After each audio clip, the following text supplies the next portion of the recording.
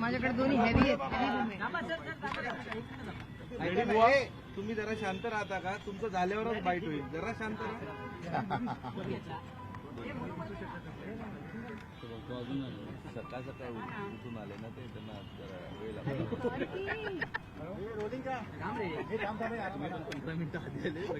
तर बच्चू कडू यांनी राज ठाकरे यांची भेट घेतलेली आहे. त्यांच्या आंदोलनासंदर्भात ही भेट आहे. माझं विमान लवकर आलं रे. बच्चूजी, आज तुम्ही राज ठाकरेंची भेट घेतली. काय दोघांमध्ये संवाद झाला? शेतकऱ्यांच्या मुद्द्यांच्या संदर्भामध्ये सुद्धा काही माहिती आपण राज ठाकरेंना दिली. शेतकऱ्यांचा विषय हाच एक संवाद होता. त्या संदर्भातला कशा पद्धतीनं समोर गेलो पाहिजे, पुढचे आंदोलन कधी आणि केव्हा करणं अधिक व्यवस्थित होईल, या सगळ्यावर एकंदरीत चर्चा झाली. आणि आमचा हेतू तोच आहे का हे आंदोलन म्हणजे जसं राजसाहेबांनी सांगितलं का ते बच्चू कडूच्या नावापुरतं न फिरतं ते शेतकरी म्हणून कसं जाईल समोर, तोही आम्ही विचार करू. कारण आखरी मी मोठं होणं हा काही फार महत्त्वाचा विषय नाही आहे. शेतकरी जो अडचणीत सापडलेला आहे आणि सरकार त्याची जे काही टिंगलबाजी करतं आहे ते फार चुकीचं आहे. देवेंद्रजी ज्या पद्धतीनं म्हणतात का दुष्काळ पडला तर मग आपण कर्जमाफीचा विचार करू आणि दुष्काळ पडायची वाटच आता सरकार शेतकऱ्यांनी पाहावं असं एकंदरीत जे चित्र उभं केलं जात आहे ही शेतकऱ्यासाठी अत्यंत दुर्दैवी गोष्ट आहे. कारण आज माझ्याकडे येणारे मॅसेज जर पाहिले तर भाव भेटल्याने हे दुष्काळापेक्षा जास्त नुकसान आहे आणि मागील 2 वर्षापासून भाव भेटत नाही आणि म्हणून शेतकरी मरत आहे. आता हे फडणवीस साहेबांच्या लक्षात आलं पाहिजे, हा विषय महत्त्वाचा आहे. म्हणून मी आमंत्रणही दिलं की आता आमची जे मराठवाड्यात यात्रा निघणार आहे त्या यात्रेत राजसाहेबांनी यावं आणि शेतकरी म्हणून संबोधित करावं. आखरी आमचं तर शेतकऱ्यांचं असा आमचं स्वप्न आहे का मुंबई अनेक वेळेस बंद होताना आम्ही पाहिली, ती शेतकऱ्यासाठी एक दिवस बंद राहिली पाहिजे. आमचा तोही उद्देश हे आहे का किमान अर्धा 1 तास 2 तास मुंबईनं शेतकऱ्याच्या पाठीशी उभं राहावं. कारण ही आर्थिक राजधानी आहे देशाची आणि या राजधानीतूनच आमच्या शेतकऱ्याला एक दिलासा देणारा आवाज निर्माण व्हावा, त्या अपेक्षा आमच्या राजसाहेबाकडे आहे. बच्चू भाऊ, महाराष्ट्र नवनिर्माण सेना अर्थात राज ठाकरेंनी गेल्यावेळी पाठिंबा दिला होता आंदोलनाला, आज चर्चा झाली आहे. येत्या काळात तुमच्या आंदोलनाला नवं बळ आणि त्याचं स्वरूप व्यापक होईल का मनसेच्या या पाठिंब्यामुळे? बिलकुल. मला असं वाटतं का हा विषय एका पक्षाचा नाहीच आहे आणि एका जातीचा आणि एका धर्माचाही नाही आहे. कारण शेतकरी ह्या सगळ्या जाती धर्मात पक्षात आहे. त्याच्यामुळं मनसेनं ज्या पद्धतीनं समोर आलं तर निश्चितच बळ भेटेल. आमचा अजेंडा हा निवडणुकीचा नाही आहे. मरणारा शेतकरी वाचवायचा आहे.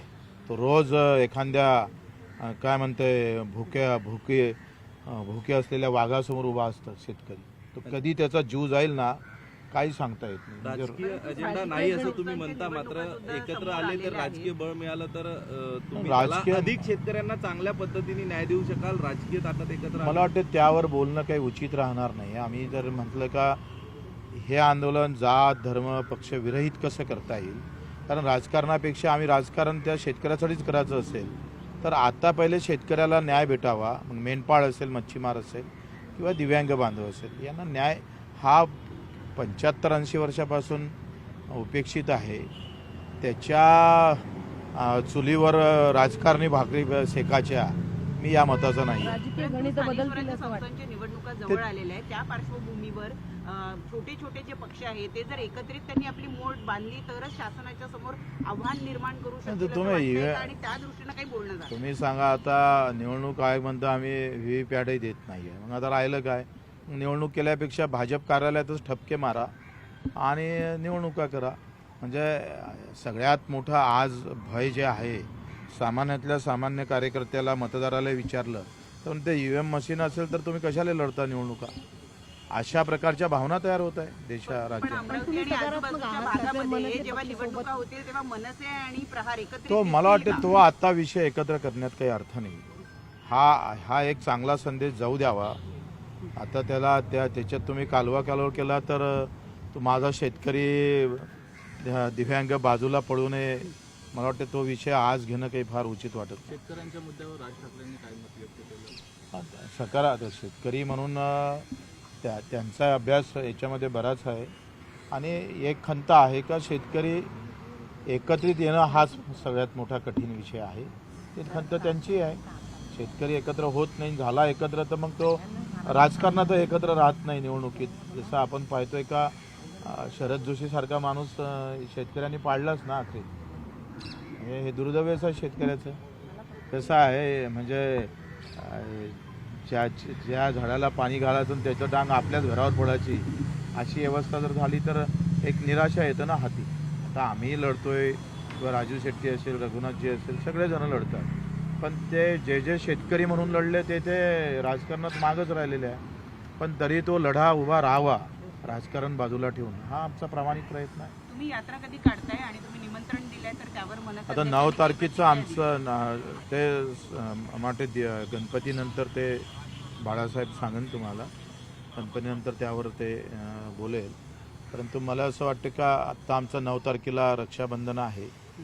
आम्ही वेदनेची राखी बांधणार आहोत सरकारला, मोदी साहेबांना आणि देवेंद्रजीला. त्यांचे मुखटे लावून सगळ्या आत्महत्याग्रस्त महिला 9 तारखेला वेदनेची राखी त्यांच्या हाताले बांधू. कारण ही काही लहान गोष्ट नाही आहे. रोज आकडा 10 ते 15 शेतकऱ्यांच्या आत्महत्येचा आजही आम्हाला नोंदणीकृत होतं. तर रोज 10-15 लोक जर मृत्यू पडत असेल तर ही म्हणजे एखाद्या युद्धामध्ये एवढी आकडेवारी नसतं. तेवढी आकडेवारी सरकारच्या धोरणामुळे निर्माण होत असेल तर हा गंभीर विषय आहे. आणि म्हणून ते राखी आम्ही 9 तारखेचं राखीचं आंदोलन झालं की आम्ही 10ला प्रेस घेऊन सांगू. यांचं उद्या या आले होते राज ठाकरे भेट झाली. निमंत्रण सुद्धा दिलेलं आहे त्यांच्या यात्रेमध्ये मनसे अध्यक्षांना सहभागी होण्यासाठी. काय प्रतिक्रिया आहे तुमची आणि कशा पद्धतीने येत्या काळात प्रहार आणि मनसे शेतकऱ्यांच्या मुद्द्यावर एक आलेली दिसतात? तुम्हाला कल्पना आहे की काही दिवसापूर्वीच बच्चू कडू साहेबांचा अमरावती त्या भागामध्ये प्रचंड असं शेतकऱ्यांच्या आंदोलनाचं त्या ठिकाणी त्यांनी पदयात्रा काढली होती. आणि त्या पदयात्रेमध्ये ज्यावेळेला बच्चू कडू साहेबांनी आम्हाला सांगितलं त्यावेळेला साहेबांनी मला स्वतःलाच आणि तिकडच्या सगळ्यात आमच्या कार्यकर्त्यांना त्या पदयात्रेमध्ये शेतकऱ्यांच्या कर्जमुक्तीचा तो लढा होता, त्या लढ्यामध्ये सहभागी होण्यासाठी पाठवलं होतं. त्यावेळेला आम्ही संपूर्ण कार्यकर्त्यांनी त्यांना पाठिंबा दिला होता. त्यानंतर त्यांनी चक्काजाम आंदोलन पण केलं होतं. त्या चक्काजाम आंदोलनाला सुद्धा आम्ही पूर्णपणे पाठिंबा दिला होता. आणि त्याच वेळेला बच्चू कडू साहेब म्हणाले होते की मला राजसाहेबांची पण भेट घ्यायची आहे आणि मला पुढची पण कशी काय आखणी आहे ती करायची आहे. कारण ते एक लढाऊ मानाचा माणूस आहे आणि त्यांना वाटतं की शेतकऱ्यांसाठी काहीतरी करावं म्हणून. ही त्यांची भावना आहे आणि ती भावना चुकीची नाही. कारण शेतकऱ्यांचा मुलगा म्हणून वाटते ना की आपल्या आईवडिलांना न्याय मिळायला पाहिजे म्हणून, पण त्यांना न्याय मिळत नाही. अशा प्रकारची समस्त शेतकऱ्याची भावना असल्यामुळे आज सकाळीच ते साहेबांची वेळ घेऊनच आले होते.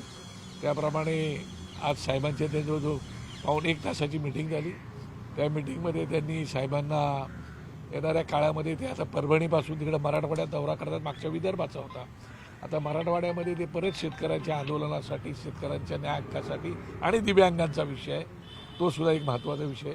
असे 2 विषय घेऊन ते आले होते साहेबांकडे. आणि त्यांनी सांगितले की आता आम्ही परत परभणीपासून आमचा दौरा आम्ही पदयात्रा चालू करतोय, तर त्या पदयात्रेमध्ये आपण जर आलात तर फार बरं होईल. त्यानंतर तिकडे एखादी मग शेतकऱ्यांसाठी उत्तम प्रकारची आपल्याला सभाही घेता येईल. अशा प्रकारचं त्यांनी साहेबांना विनंती केली आणि मला वाटतं साहेबांनी सुद्धा त्याला सकारात्मक असा प्रतिसाद दिलेला आहे. त्यांनी त्यांना सांगितलं की आम्ही आमच्या नेतेमंडळीशी ताबडतोब चर्चा करतो आणि नंतर तुम्हाला आम्ही त्याच्या प्रकारचा निरोप देतो. एक अभिनव मोर्चाच्या संदर्भात ते बोलले की मुंबई सुद्धा देशाची आर्थिक राजधानी